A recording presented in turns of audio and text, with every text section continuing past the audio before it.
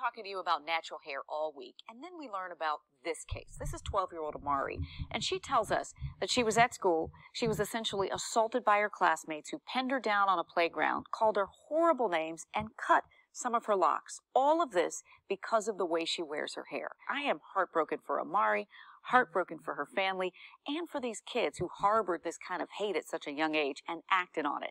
I'm talking about it. You're talking about it. We're going to talk about it. Okay, so you just heard that little clip right there from a local news affiliate that's close to where I live at, which is called WUSA 9, which is a CBS affiliate of CBS, I should say. And a couple of my subscribers informed me of this story right here, and I didn't realize how close to home it really was. But this story is coming out of Virginia. Now, it's not coming out from the middle part of Virginia or the lower part of Virginia going closer to VA. This is the more closer to the DMV area of Virginia, as in it is driving distance from where I live. Now, this story is coming out, I think, of Fairfax, and for me, where I live at, for me to Fairfax is probably about a 30 to 40 minute drive depending on traffic. So it is rather close to home for me. But anyway, they only cover just a little bit in this 30-second clip right here. I'm sure they might expound a little bit more on it when they actually do a full story on it. But in this picture, you see a little girl by the name of Amari Allen. And she goes to this private school in Virginia. And I've always told you how racist that state Virginia is, where she ended up getting pinned down by 3 of her classmates. 3 white male classmates. These weren't girls. Not that that would make it any better. But 3 white male classmates. Not only did they pin her down and tease her and call her names and make fun of her hair, but they decided to take some scissors and cut some of her locks out of her head. Y'all cannot tell me that we live in a post-racial society with a straight face and expect me to believe the filth that comes out of your mouth when you say that shit. I'm going to go ahead and read this article. 3 6th grade boys are accused of pinning down a fellow classmate, a 12-year-old girl, on the playground and cutting her dreadlocks because they are quote-unquote nappy and ugly. Amari Allen said she's never been more traumatized in her life until Monday, when she said a group of white male classmates attacked her on the playground at Emmanuel Christian School, a private K-12 school in Fairfax, Virginia. Amari tells WUSA 9 that one boy covered her mouth and the second boy put her hands behind her back, while a third boy pulled out scissors and cut her medium-length dreadlocks while calling her names. Allen's family pays nearly $12,000 a year for Amari to attend the private school where Vice President Mike Pence's wife, Karen Pence, teaches. Oh, how about that? Mike Pence's wife is a teacher at this school. Interesting. Makes you wonder what she's got to say about it. It says the school outlines a strict no bullying policy in their parent-student handbook that in part states ICS holds the 4 fundamental guidelines for social interaction among students. All ICS students are encouraged and expected to never leave anyone out by deliberately excluding them from the group, never harm others intentionally with words or actions, never tolerate bullying by ignoring it or allowing it to continue, and always report bullying to the classroom teacher. Accordingly, we define bullying as the deliberate use of power to dominate, intimidate, and harm another person physically and or emotionally over an extended period of time with no significant provocation or justification. This is more than just bullying. This was abuse and it was assault, because they took it beyond just calling her names. They actually put their hands on her, which is physical assault, and then pulled out scissors, which could actually turn into a weapon, and used it to cut her hair. That is more than bullying. That, like I said, is physical abuse now. And to my knowledge, that is a crime. Crime that would be punishable to anybody, no matter what the age, who committed the crime. So they need to find these 3 degenerates, these 3 little pricks, and lock their ass up in a juvenile detention center until they can figure out what to do with them next. Preferably put them in a cell near some dudes that have some locks that have heard about this story, and that'll make it all better, in my honest opinion. It says, they kept laughing and calling me names, Amari said, as tears poured down her face. They called me ugly, said I shouldn't have been born. They called me an attention seeker. Excuse me.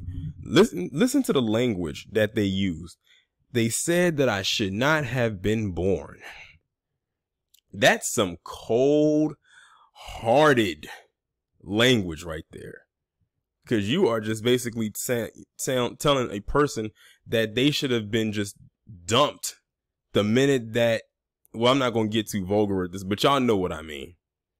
Or maybe the mother should have had an abortion or had an accident when she was carrying her, where she could have been like a stillborn or had a miscarriage, or, any kind of complication, anything that would prevent her from coming into this world as a breathing human being. And then they said that she's an attention seeker. It makes me wonder, like, what is the black ratio at that school? Like, what's the black population at that school? Because they said she's an attention seeker. That could mean a number of things, especially with how they went about it. It sounds to me like they were just hating on her for no reason, to be quite honest. Like I said, they don't need a reason to do what they do. All it has to happen is the day has to end in Y, and that's it. It says they ran off laughing. Oh, I'm sorry. I missed the whole paragraph.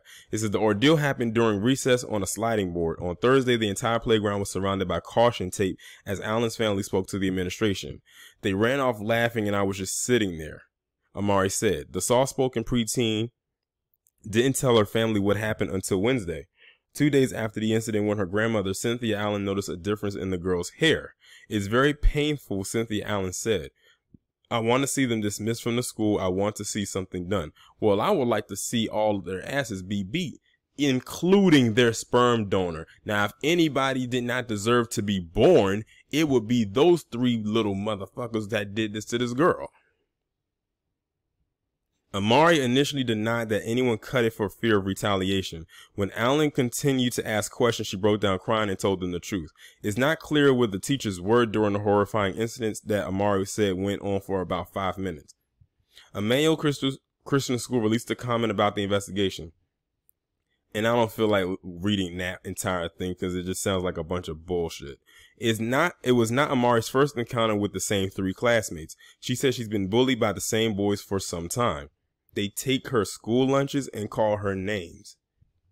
This is why I wanted to know what the black ratio was for that school. Because these three boys are deliberately targeting her. And it seems to be only her. The family met with school officials Thursday morning to address the matter. It's unclear what consequences, if any, would be passed down to Amari's alleged attackers. I can tell you right now, it probably won't be any type of real action taken. I mean, based on what I'm looking at, the school and the location of where the school is at. Just because it's in Fairfax, Virginia, don't mean that it ain't racist. It's still in the state of VA. But if I was her grandparents or whoever her guardians are, I would not send her back to that school while those three little bastards are still in attendance. They would have to find some kind of other arrangement for her to go to school, and $12,000 a year for private school, that's a lot of money when you think about it, for one kid to go to a private school. And it's a shame because, you have a lot of black parents that try to get their kids the best education. They figure if they send them to a private school or a school that's not a public school, it'll be better.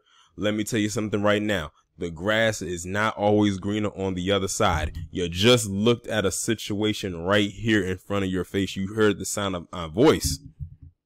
That sometimes that's not always the best thing. Sure, it might be, and I'm not even going to say it's a rare occurrence because it probably happens more often than we would think, but it's just that some incidents go unreported. But this one right here, you just could not simply ignore.